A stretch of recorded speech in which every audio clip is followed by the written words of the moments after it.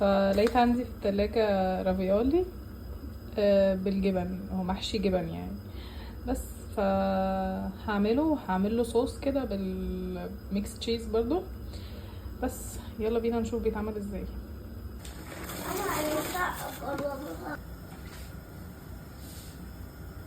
هنزل عليه بس معلقه دي واحده خفيف.